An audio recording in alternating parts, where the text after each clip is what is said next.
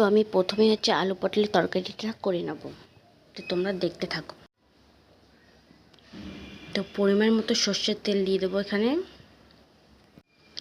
তো আমার এখানে তেলটা গরম হয়ে গেছে, তো আমি এবার দেবো জিরে ফোড়ন।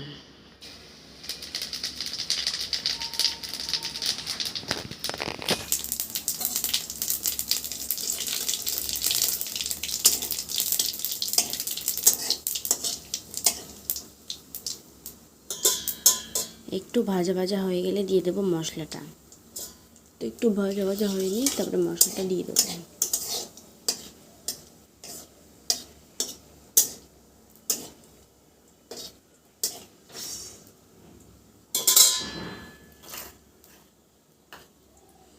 এবার দিয়ে দেবো বেটে রাখা মশলা।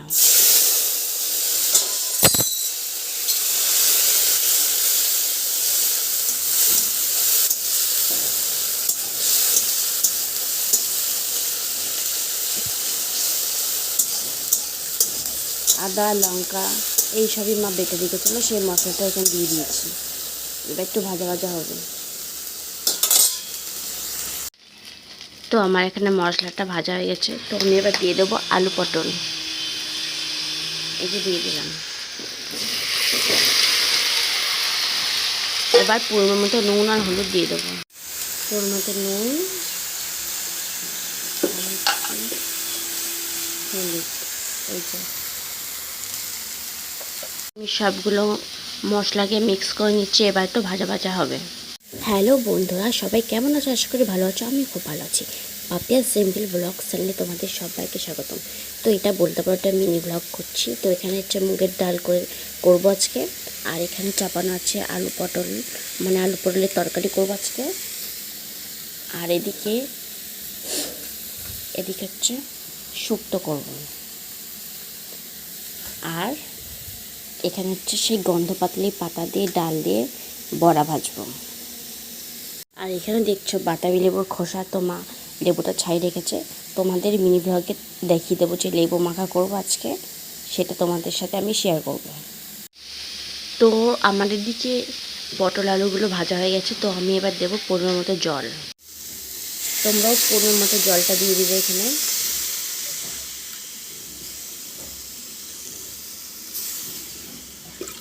এবার সিদ্ধ হওয়ার জন্য আমি এটাকে ঢেকে দেবো কিছুক্ষণের জন্য। আর বন্ধুরা, জল দেওয়ার পর পরিমাণ মতো নুন আর হলুদটাও দিয়ে দেবে।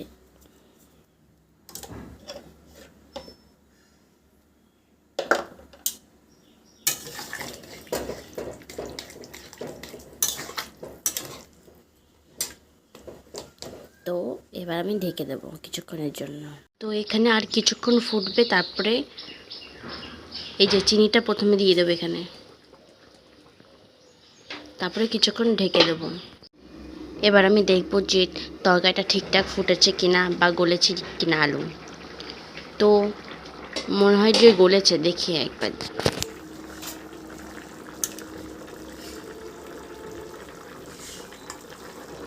হ্যাঁ, গলে গেছে।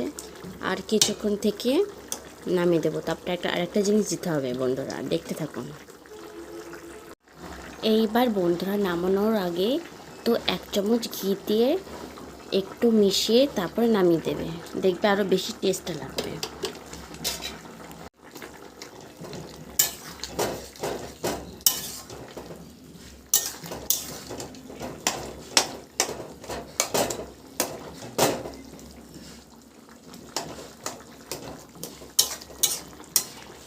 এবার কিছুক্ষণ ঢেকে আমি তারপরে নামিয়ে দেবো। তো এবার আমি নামিয়ে দেব।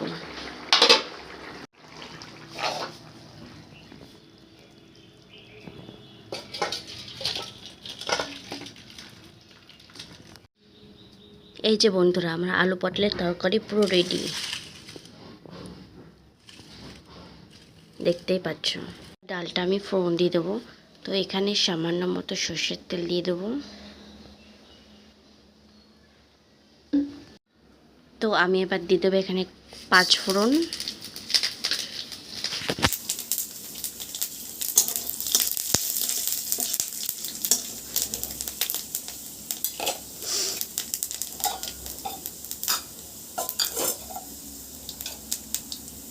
তো এবারটা দিয়ে দেবো তেজপাতা, শুকনো লঙ্কা, কাঁচা লঙ্কা।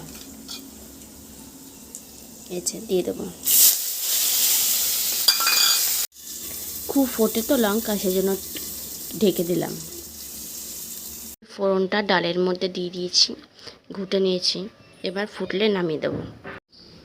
তো বন্ধুরা, এদিকে ডাল ফুটছে আর এদিকে আমি চাটও বসিয়ে দিয়েছি। তো এখানে সাদা তেল দিয়ে দিয়েছি। এবার বড়াগুলো ভাজবো।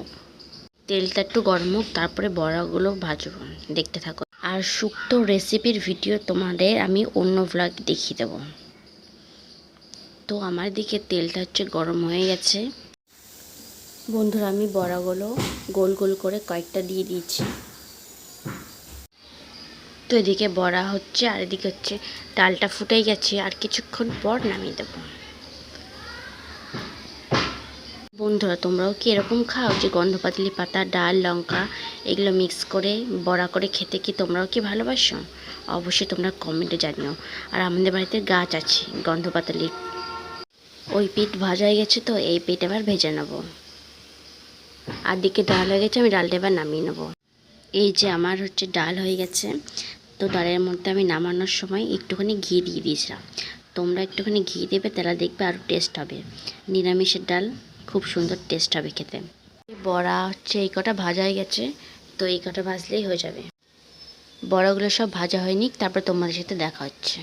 দেখো বন্ধুরা, আমার বড়া ভাজাগুলো হয়ে গেছে। আর এখানে কয়েকটা চাপালেই নামিয়ে দিলে তো বড়া ভাজা আমার হয়ে গেছে। তো ভিডিওটি এখানেই এন্ড করছি। এরকম রেসিপির সাথে আবার তোমাদের সাথে দেখা হবে পরবর্তী ভিডিওতে। আর তোমরা ভিডিওটি পুরো দেখলে অবশ্যই লাইক, কমেন্ট, শেয়ার এবং চ্যানেলটিকে সাবস্ক্রাইব করে পাশে থেকো। দেখা হবে পরবর্তী ভিডিওর সাথে এরকম রান্নার ভিডিও।